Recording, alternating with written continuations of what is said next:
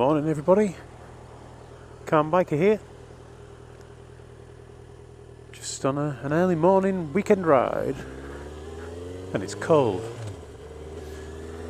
Starting to feel like winter is on its way now. Not going to stop me riding though.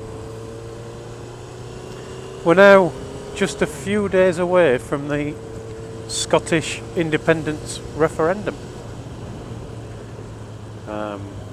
Everybody in the UK should know about that. Probably quite a few people around the world. I don't know how it's reported around the world, to be honest. But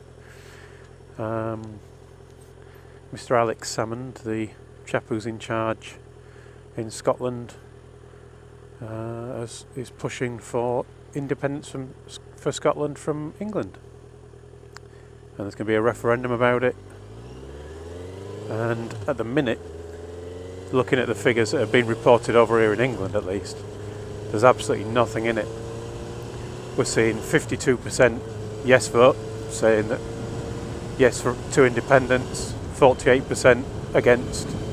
Another poll will show it 53 to 47.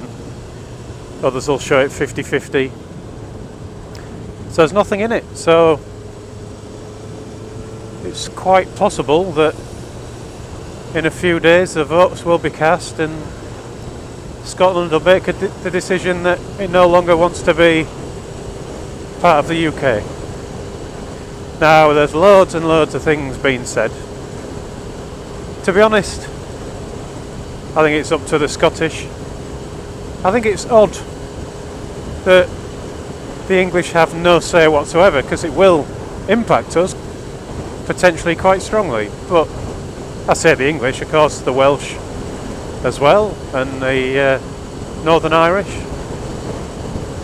all part of the Union. So, but you know, it's up to the Scottish. I think it'll be a shame if they decide to leave, but I'll say I can understand why they would want to. The disappointing part for me is I've watched a few programmes about it, a few sensible, level-headed programmes that say, would Scotland be better off? Would they be worse off? Would the rest of the UK be better off or worse off? How would it affect lots of different things? And I suspect that in terms of money, which is what seems to be getting bandied about the most, it's probably not going to make a great deal of difference to either side. In terms of world standing, I think it might make a difference. Not that the UK has got a great deal of world standing anyway. The only reason I think anybody listens to us is we're still a nuclear power and we're still on the G8 or G7 or G however many it is this week. And we've got a permanent place on the Security Council for the UN, but you know, we're pretty insignificant nowadays. Not that I care, I'd rather be insignificant, to be honest, than getting involved in wars and things all the time.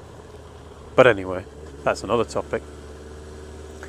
I think the most disappointing part for me, though, is the way that it's being reported in the news and the way that the two sides are stacking up against each other. It might be different in Scotland, I really hope it is, because if you're making a decision on a referendum, I think it should be made look at all these bikes.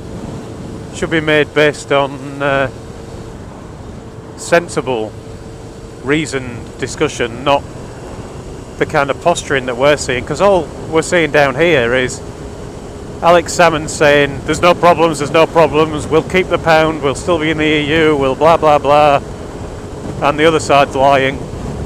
And then the other side of the argument saying they'll lose the pound, they won't have control of their own currency, they won't be allowed in the EU, and lots of other things.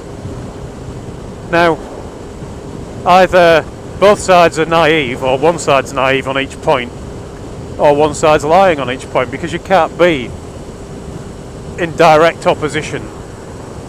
You know, black and white stuff, one says yes, the other says no. You can't be in that position and both of you be telling the truth. Probably because they are all politicians, they're probably all twisting the truth to within a shred of its life. But anyway, all that aside, I've got a better idea.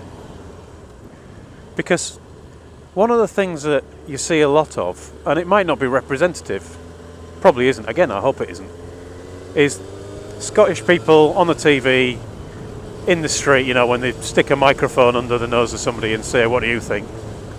And they're basically saying, yeah, we want to be away from the control of Westminster, the Westminster government, the UK government. We don't want them in control of us.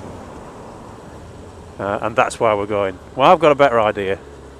Because it's not just Scotland who don't like him. We don't like him either.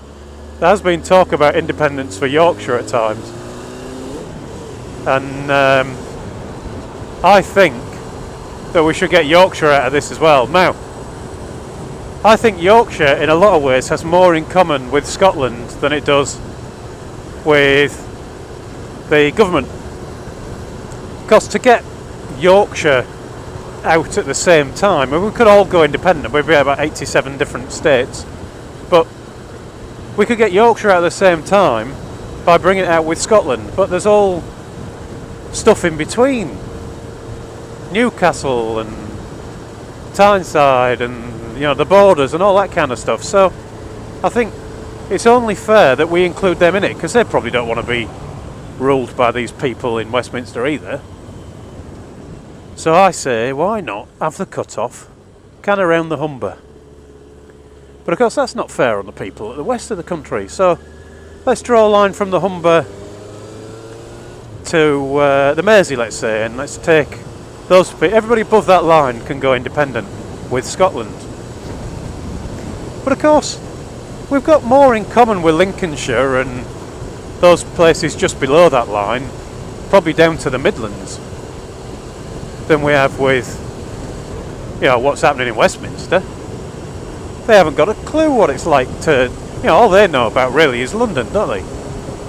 So I think we should go down to the Midlands. So where we just cut the country in half, independence for the North and the Midlands. And of course, now people like Suffolk Andy are saying, well, that's not fair. We don't want to be involved with them either. So maybe, you know, Suffolk could go independent too. Well, come along with us, Andy. I think that's only fair. So when it boils down to it, what we could do is we could split London. You know, London's, it could certainly exist on its own, and I'm sure the rest of the country could too. And we could trade with London. We could have a trade agreement. There's no problem there. To be fair, you know, we might as well bring in Wales and Northern Ireland as well, seeing as they're, you know, above that line of London anyway. So it's basically, we'd be the UK. London could apply to be part of the EU again. That'd be alright. And now there's people in London going, whoa, whoa, whoa, whoa. We might be part of London, but we don't like these muppets who are in charge. So, final one. I say independence for the UK from Downing Street. How's that? And we could do it really easily. We start by just welding those gates up.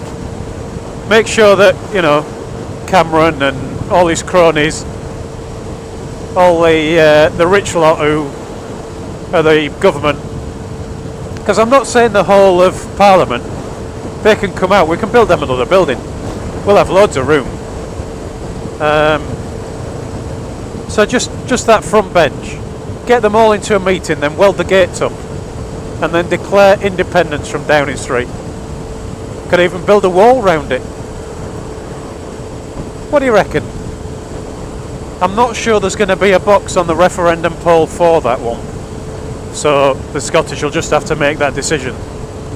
But I suggest we, when you put your note in, your ballot paper, would you mind just taking a bit of paper with you and just writing my idea on it, just paper clipping it to the back, so you're not spoiling your ballot. I don't want you to waste your vote, but I don't want to be part of this useless group of people who are in charge either.